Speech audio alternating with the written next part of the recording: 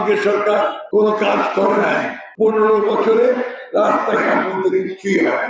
1971 সালে আপনার দলের কি ভূমিকা ছিল? কাজের জন্য সেই দিন মুক্তিযুদ্ধে লক্ষ লক্ষ মানুষ শহীদ হয়ে গেছে। মা বোনদের সম্মান নষ্ট হয়েছে। হিন্দু ভাই বোনরা এখানে আছেন। প্রমিস করতে চাই যে আপনাদের নিরাপত্তার দায় দায়িত্ব আমাদের। সরকার আওয়ামী সরকার কোনো কাজ করে নাই।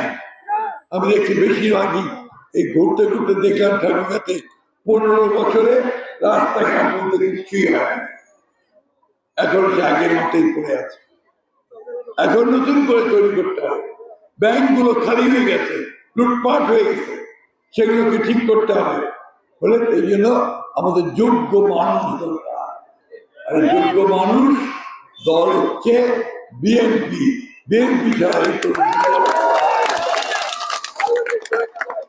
আমাদের দুঃখ হয় যে আজকে একটা দল, রাজনৈতিক দল, তারা দাবি করতেছে যে তারা বাংলাদেশের উন্নয়ন করবে, বাংলাদেশের মানুষের ভাগ্যের পরিবর্তন ঘটাবে। আমি তাদেরকে একটা প্রশ্ন জিজ্ঞেস করতে চাই, 1971 সালে আপনার দলের কি ভূমিকা ছিল? কাদেরকে সমর্থন দিচ্ছেন সেদিন? কাদের জন্য সেই দিন সেই মুক্তিযুদ্ধে লক্ষ লক্ষ মানুষ শহীদ হয়ে গেছে? মা বোনদের সম্মান নষ্ট হয়েছে। এই প্রশ্নের উত্তরটা আপনাদেরকে দিতে হবে। এটা এখন পর্যন্ত দেননি, ক্ষমাও চাননি আপনাদের ভূমিকা। সেই জন্যে আমরা সেই দলের হাতে ক্ষমতা দিতে পারি না যাদের হাতে দেশ নিরাপদ নয়। আমাদের হিন্দু ভাই বোনরা এখানে আছেন, তারা এই 5ই আগস্টের পরে একটু অনিরাপদ বোধ করতেছে।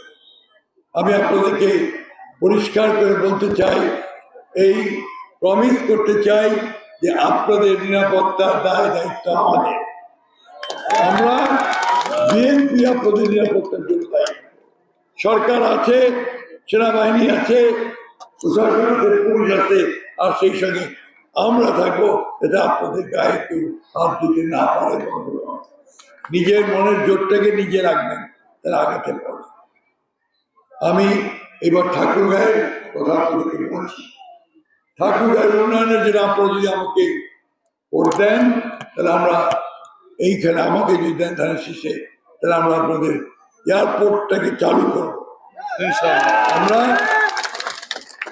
একটা ইউনিভার্সিটি করব, বিশ্ববিদ্যালয়, আমরা একটা মেডিকেল কলেজ করব, আর ছেলে মেয়েদের চাকরি বাকরি সব এবং এলাকার উন্নয়নের জন্য আমরা এখানে এই ভিজিট করবো।